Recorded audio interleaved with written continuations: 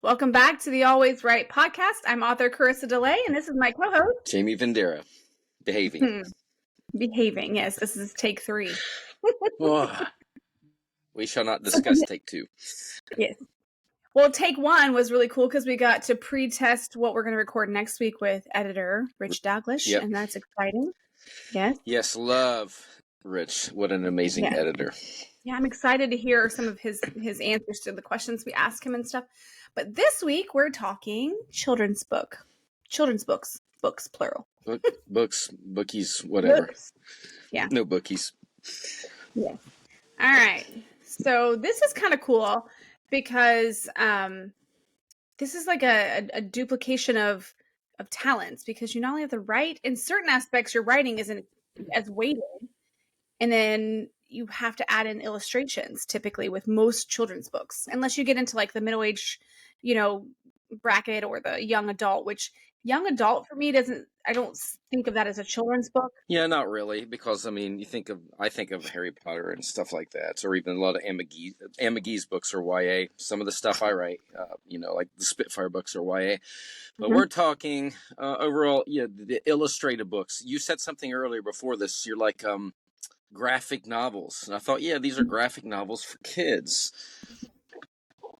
Yeah, and so this is something when you're doing children's books, you have to be age specific as far as what your audience. We've always talked about in previous episodes about knowing your audience. This is key to know what age bracket you're trying to target, because if you're doing ages 0 to 3, you're not going to have a paper book that they can tear and chew off. You need a harder board book. So for that, you're going to need to understand there's less words, more pictures, and heavier stock. Yeah, I love my grandson. He's 11 now, but I remember Brown Bear. I don't know if you remember that book, or they had the caterpillar that you could the toy you could turn into a butterfly, and they had a series of books on those. Little square book, hard cardboard, maybe 10 pages or so. And it was really simple pictures. And see, now I wish I would have grabbed one and showed it to you. And I had a ton of them in the other room. And that's an interesting topic, seeing that bears are kind of like a hot topic right now. Really? Yes. Have you not seen on social media, like, we'll talk about that later, but bears, and whether a woman would rather be in the woods with a bear or a man. Yeah. I'm too busy. That's a whole nother. I'm too busy working on Age of the Sigil, the 4th book. Yes, finally. It's about daggone time. About daggone time. But, all right. So something that I have in here about age-specific books. I did break this down a little bit here. Where did it go? Let me scroll through my notes you put in there. Yes, I'll got perfect notes for you. All right, so board books, which I was talking about, are kind of like 0 to 3, and some people like 0. Well, it could be 6 months, and you're trying to stimulate their brain with colors and pictures. Yeah. And that's the thing. These so when you're doing children's books, whether I would say, especially, beginning books to picture books or early readers, you have to spell things correctly. I'm terrible at spelling. I'm awful at spelling. So I'm not going to do children's books. I'm not teaching children. I'm actually great at spelling. I'm just terrible at typing.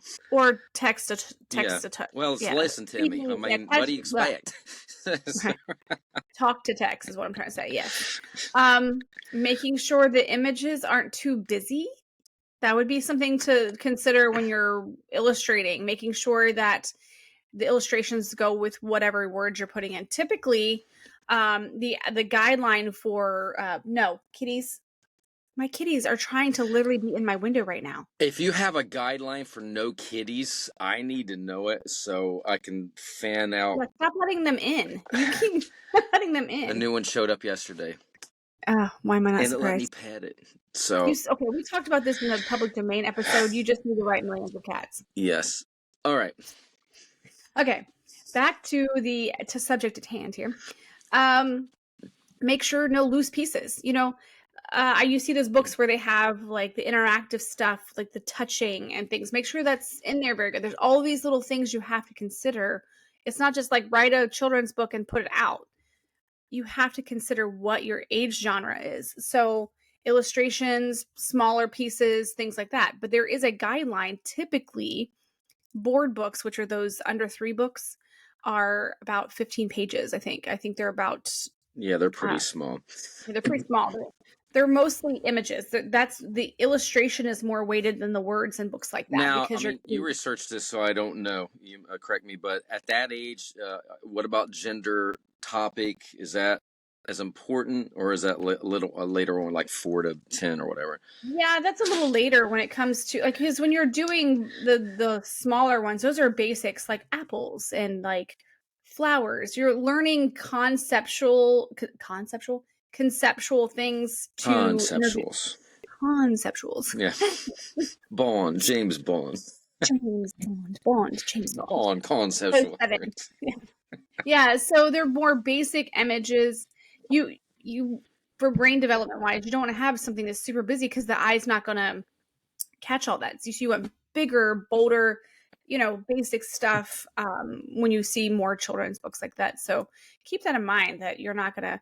Yeah, I think we got a couple here for him. It would be like it was pictures of different animals, and like you would have a lion and it would be some fur they could rub, and the next one was an Mhm, elephant and it was like gray leather, and then there was one mhm, with a bird, an ostrich, and it had little feathers on the page so they could touch it mhm. and feel it and relate it to that animal. Yeah, and that even goes forward with the font choices, using larger font choices for the words that you're putting in there because and then you can it's almost like you start big and you build down more complicated when it comes to the children's books because when you get into like the picture books, this is still relying on images, but you're allowed to put in more words for picture books. There's more like see Dick run, see Jane, those types of books where it was very basic sentences instead of just one word. You're getting the storyline, you're creating characters in this, but it's still very, very simple. And it's a little easier to turn. You know what I mean?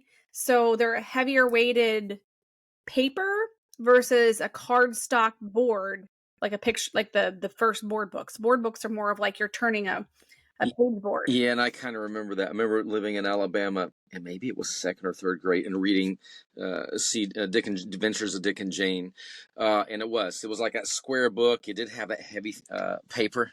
It was Mhm, colorful. It was a little more busy, mhm. like you could see like a pail of water or whatever, and a hill, and this and that. So, where like you said with the baby books, it's just the apple, the elephant. So, Right. and I mean, so Yeah. if you're planning a children's book, the first thing I would do is conceptualize what your topic is about. Whether it's for that age group or older, you need to have a vision before you even start doing this, because you'll need to, you said earlier, like storyboarding. You'll have to Mhm. storyboard it to make sure it's plain and simple but gets the point across. Yeah, I remember when my girls were little, there was a book and it was an alphabet book, s- but the alphabet was rhyming, so the whole process had a rhythm.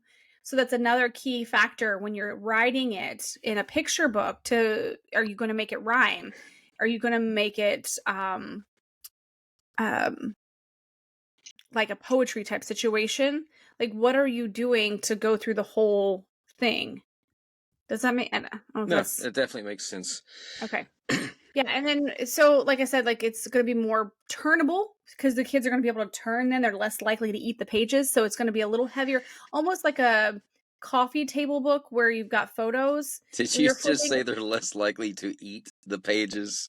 Yes, I mean babies eat Yes, everything. They're like puppies. this is true. They so I'm thinking that they're less likely to eat the card. Like they could chew, like a baby could chew on a board book, and it's just going to soften and eventually No, maybe break I off. remember that with him holding two. Yeah, yeah. Teething. So yeah, so that when you're publishing, you got to consider that it's going to be, more like that.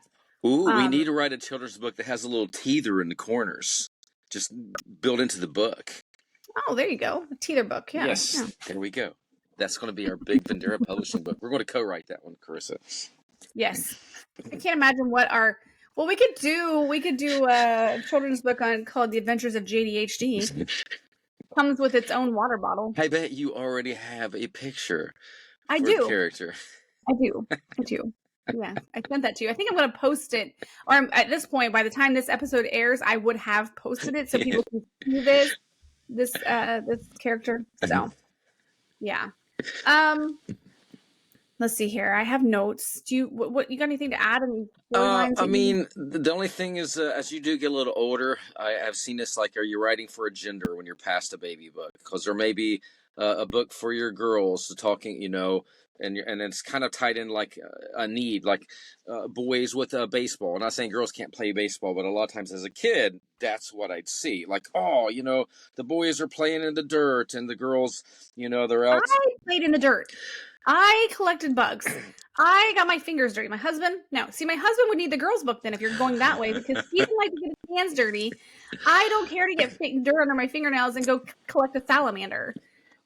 So, But you know what I'm talking about. They do have the gender, even ethnicity. I mhm. see, and like even when I write, of course, this is why I like to have ethnicity, like order of five.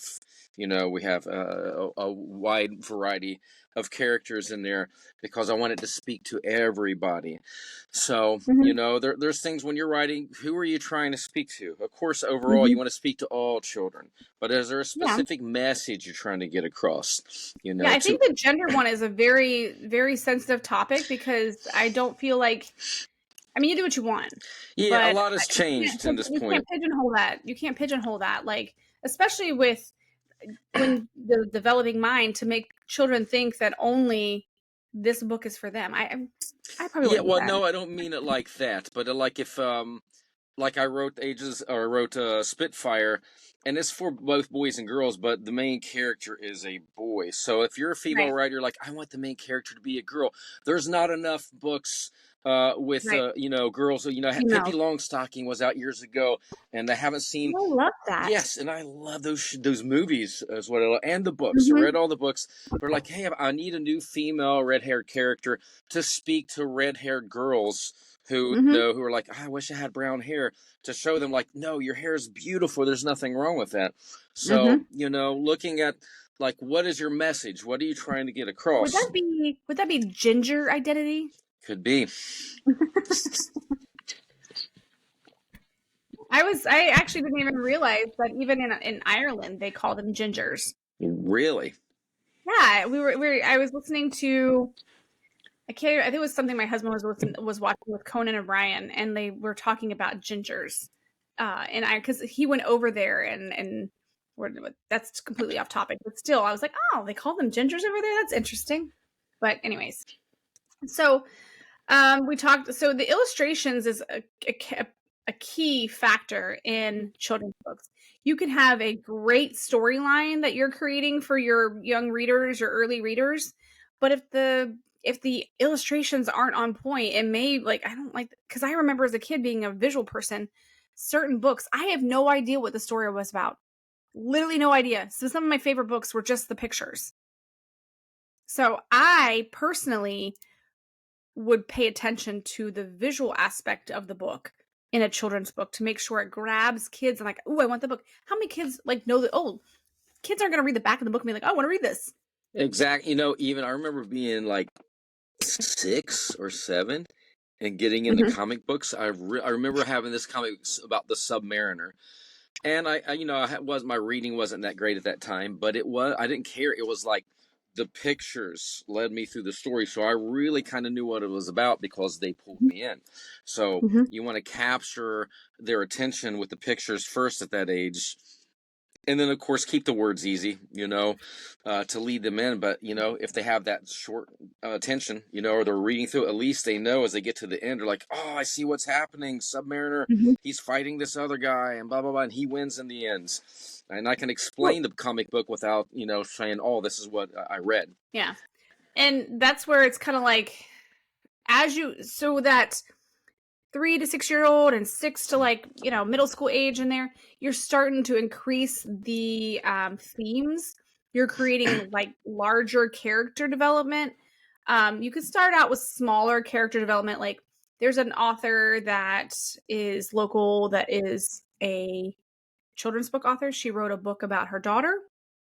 Maybe once I get to talk to her a little bit more, maybe she can come on and talk about her experience of writing a children's book. She self-published this one, and it's about her daughter and her messy room. And she would like to add more. She would like to add more books to this and like put it in different. So every time this kid's like cleaning a book or cleaning her room, her imagination wanders and takes her to these places. So it's a very cute concept, and I went through it a little bit, and for me, I was like, it's just catchy, it's just catchy. It's a kid's book. It's not an adult book. Like, you have to think of a kid's mind, like what's going to bring the kids in. You have to feel like mostly images, and then the theme of the story. What are you trying to? Don't confuse kids. Don't make it so complicated. Like, I don't know what this book is about. I just know the pictures are good. But you can Yeah. kind of put an underlying theme in there to teach them something. I mean, as soon as you said that, and of course that's a little different. Actually, it sounds more fun to what I'm thinking. But I remember, and I don't know what the books were, but going to the library really young, and there would be books like there would be a moral in the book, like don't forget to feed your fish, or you gotta clean your room, or you gotta eat your peas. So I know a lot of children's authors will do that to help kids come along and like, oh yeah, I need to eat my vegetables or something. But Yeah. her book sounds really cool, like if she's going on all these adventures, like she throws maybe her blanket off her bed and then it lands on her and she's like suddenly in a jungle. I can see things like that. Yeah. So she has a great concept. I think she wants to republish it. Maybe we can help her with that down the road and like kind of clean it up, like bring it in a little bit so she can kind of push more out, because I think her concept is pretty cool for the theme that she has going on. But awesome. Yeah. So yeah, you're like we said, themes and topics are more relevant and relatable to kids in that age and mindset, what kids are dealing with, friendships, family, broken families that we feel like, some people, there's so many different, like, and it's not even broken. I think the word broken kind of needs to be nixed anyways, because some families are not technically broken. They're more healed when they separate, if that makes sense. Bullying. Imagination. Go ahead. Bullying. I mean, bullying. A lot of things that, that we can cover to help kids deal with these emotions at such a young age. Mm-hmm. Life lessons, or even basic science things. Under kids, once they get to chemistry or biology, it's new to them. They didn't go over it previously, but learning little things, basic. So we've talked about this very briefly and early on in the episodes, that the first time someone hears something, they retain maybe like 2%. Second time, like 8%. Third time, maybe even 60%. Each time you hear something, each time you see something, it can be my thing here. A blue card. It could be more retainable. But yeah. So for kids that see things multiple times, it's going to be like, by the time I get there, I'm like, oh, I can remember this. This is easy. It's like learning a new language. Could you imagine if, I just wish, I feel like kids don't read enough. I was consumed by it. And honestly, what you're talking about, if there had been really fun books about chemistry or algebra basics or something, your mind's developing, you can learn this stuff at a young age. And if you were just introduced to it, by the time you get to high school, you're like, I remember a lot of this. It's so easy instead of struggling. Think about cartoons like Dora. We know certain words in Spanish because of Dora. Like, it's the same idea with books. Something that my middle schooler told me just yesterday was, I don't like to read because of the school making me read. That's not why this kid loves to read, and she's like kind of in a mode where she's like, I need a new book. Yep. And she wants the prequel to the books that she was just reading, but I haven't had a chance to go to Books A Million and go grab it. But that's the thing. She doesn't like to read because of that. She hated reading in that time frame because she was being made to read certain books. So one of the things when they were younger was I wanted them to read. So, we had the reading and stuff like that. So finding these different books for them to go through it. And we would constantly look at these books, like, what book do you want? And we go over a book at night. And it wasn't every night, because I'm not that parent that's like, oh, it's time to read. I was terrible at doing the constant read, but there would be several nights that either myself or my husband, we would read the books to our girls, or they'd bring us a book and we'd read it. and go through it. No, I got to agree with your daughter too, because I remember maybe it was the Iliad. There were several books we read in school. Absolutely hated it because you were forcing me to read it. Now, Mm-hmm. by that time, I was already reading Terry Brooks, and sort of Shannon was like 700 pages long. And I discovered that when I was 12. So by the time I'm in high school and they're forcing me to read that stuff, in my freshman year, it drove me nuts.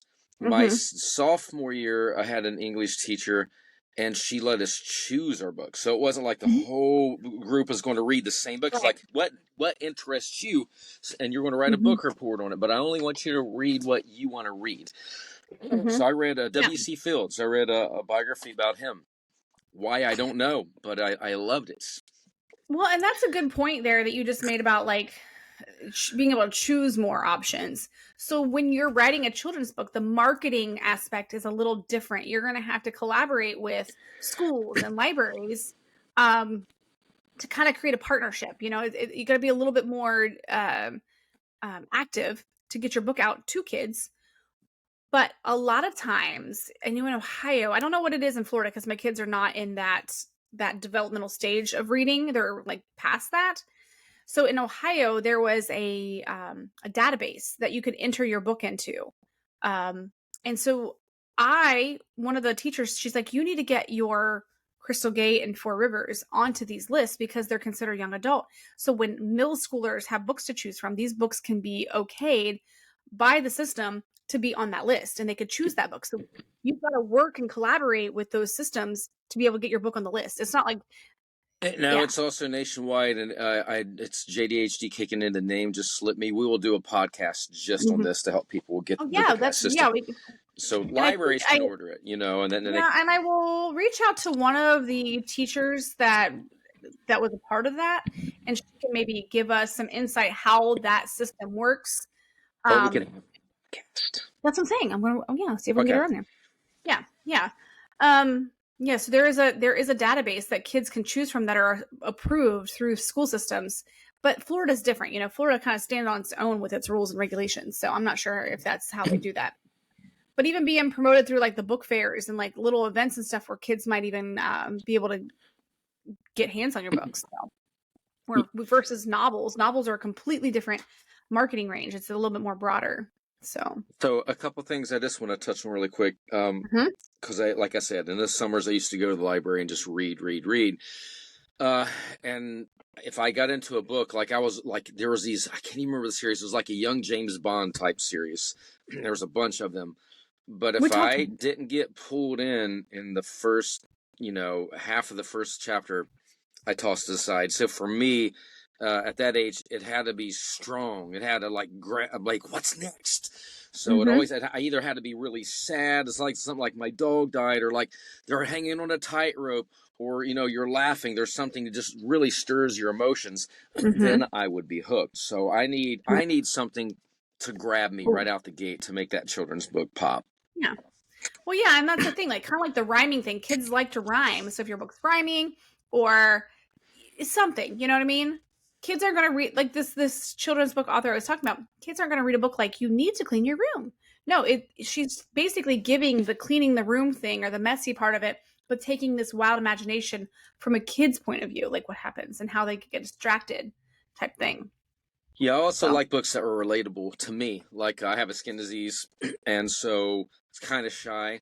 So if there was a character who maybe he broke his leg and he was on crutches, or he was really shy and nobody sat with him in the lunchroom, and I could connect to that, that pulled me in too. So I always wanted. Were you the shy kid that sat by yourself in the No, I lunchroom? mean, no, not really. That's not. I mean, I was shy. I didn't always sit by myself. I didn't talk a lot in lunchroom. I just eat and get out of there. So I talk way too much. I'm making up for it now. I talk too much now. Yeah, I was one of the kid that had great student talks too much. It pays from it. It pays off now. So, all right, publishing. Publishing a children's book is a little different because there are specific publishers for children's books. You got to be careful. Not every publisher is a board book. Not everybody is a picture book. Not everybody is a young early reader publisher. So there are more publishers and agents and editors who specialize in children's literature. So that's a little different. And so you need to understand the needs and preferences of your young readers to know what kind of editor, what kind of agent, what kind of publishing house that you need to go to. I did look up some of the top ones that were listed that are a little bit more well known. There are a lot out there, but like Chelsea Publishers, Penguin Random House, Harper Collins Children's Books, Hatchet Children's Group, let's see here, Candlewick Press. These are some of the ones I was going through and seeing. Macmillan Children's Publishing Group. So there's several out there that are like the bigger traditional ones. But I mean, obviously you can self-publish. I've seen several self-published children's books authors, so I don't know. I haven't seen them physically. I Cause have. I haven't. Now you bring up a question, because now I wonder. Like, we use Lightning Source. We've been with Lightning Source for 20 years, and I'm not even for sure they do that. But a lot of people are just, even with children's books, not saying this is right, you're going to go, but if you're an indie publisher, you may just be doing PDF, ebook, and Kindle, Nook, stuff like that. So you can still make money and get your book out there. Of course, it'll be a little harder if a library wants to pick it up, or they want to mass read it in a school, or have it in like pre-kindergarten and like that. So you really have to think, if I'm going to be an indie author, where would print this book? Yes. Okay. I'm looking on here. We've talked about this previously in an episode about some of our favorite books and stuff, but before we close out, what is something that you feel like as a kid you can remember your favorite little, or like, you don't maybe remember the book, but do you remember sitting there and like looking at books when you were little? Oh yeah, not so much the children's books. I don't really remember that, except for being 6 and reading the Submariner comic and a couple others like Daredevil and stuff. But but before you could read, though, before reading, what do you remember prior to reading? I can't think of anything. Yeah? I had a Messy Bessie and Sailor Sam doll. That's the only thing that came to me. And I think there was you're too young for this. There's these 2 dress-up dolls you could have, a boy and a girl, and I'm pretty sure there was like a baby book with pictures. I can remember, but I don't really remember seeing, but I do remember that. Sesame Street. See, now you make me think. I had a Big Bird doll.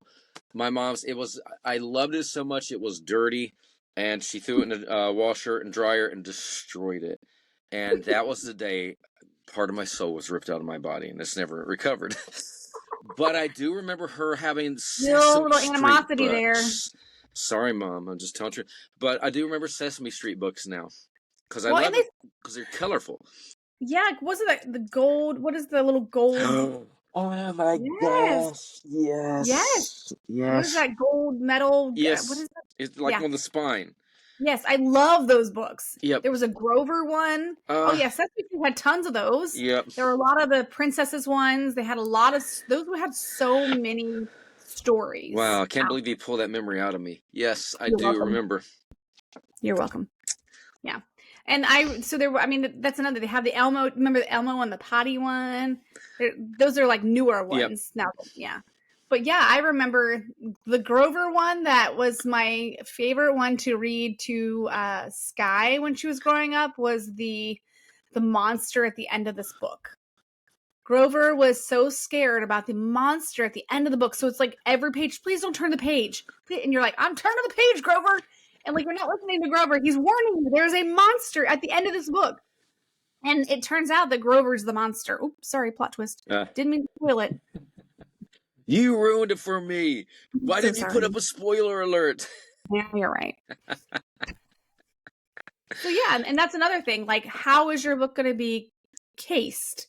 So a lot of times when you see fold over things, they're stapled together, but like there is literally the little thin binding that they can put out. Sometimes your local school system can even do print things for you. If you're working with a school system to create maybe a localized book for your school kids. Maybe there's something you could do like, hey, in collaboration, how much it's going to cost. Some school systems have printing systems. I know we did that for the volleyball, and the quality is kind of like a children's book, not the board book, but like the picture book. So it's a heavier stock paper that's printed on, and there's no staples that are going to come out and get into the kids. It's like it's a binded book essentially. So That's cool. yes. Yeah, I like this idea of maybe adding a children's book to our repertoire. I do too. Yeah. All right. So The Advance versus JDHD. yeah. Oh yes. We shall start up a storyboard.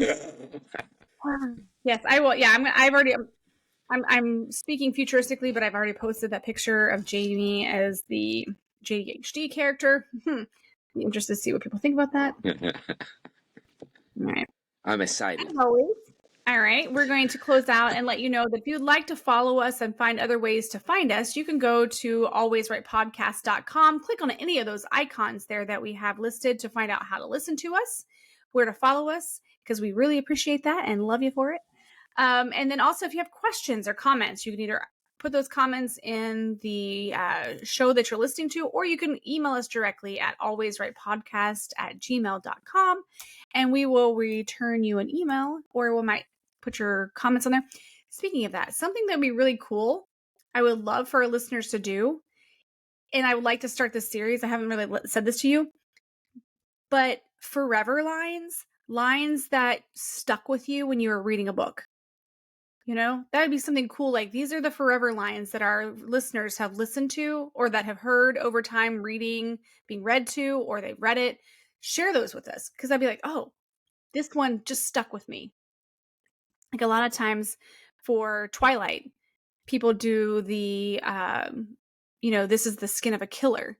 That is like kind of like a hashtag. So what are some of your forever lines? Send those our way. Tell us what those are, because I would like to share those every once in a while on our. That would be cool.